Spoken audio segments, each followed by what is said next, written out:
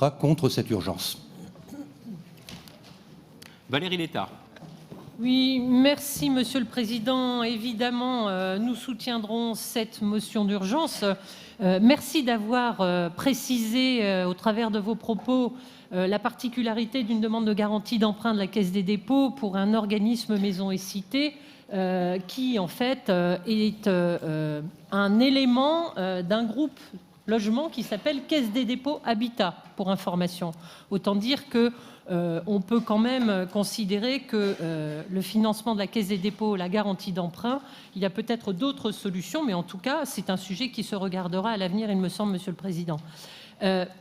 Simplement, peut-être rajouter un élément de précision, au-delà de la nécessité de repréciser un peu les missions et l'organisation régionale et territoriale de ce qu'il faut faire pour accélérer et rendre opérationnelle l'action à mener dans le bassin minier, tant sur le logement qu'autour.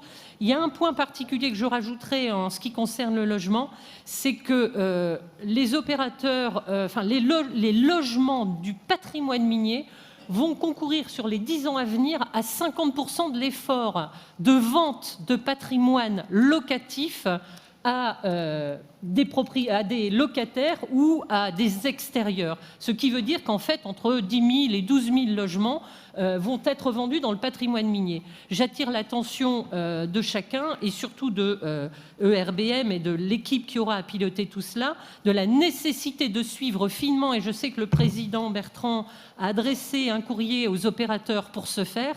On ne peut pas ne pas regarder avec attention dans quelles conditions seront vendus ces patrimoines et à qui ils seront vendus. Car si on le vend à des familles, à des ménages, des logements qui sont dans un état de dégradation avancé alors que leur revenu ne permet pas de les rénover, j'ai vécu ça dans un passé pas très lointain, des opérations en rue dans des cités minières où il y avait eu des logements vendus par les opérateurs de logements sociaux à des ménages qui ne savaient pas faire les travaux, et on se retrouvait avec des quartiers refaits complètement et au milieu des verrues, avec des familles en grande difficulté, dans des logements précaires qu'on leur avait vendus sans leur donner les moyens de les réhabiliter. Ces situations sont dramatiques et pour le quartier et pour l'ensemble de la population d'un quartier, et bien évidemment pour les ménages qui les occupent.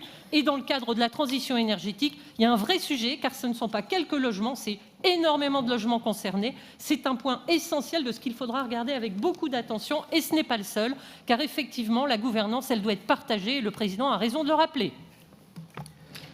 Pas d'autres interventions ? Le scrutin est ouvert sur l'urgence.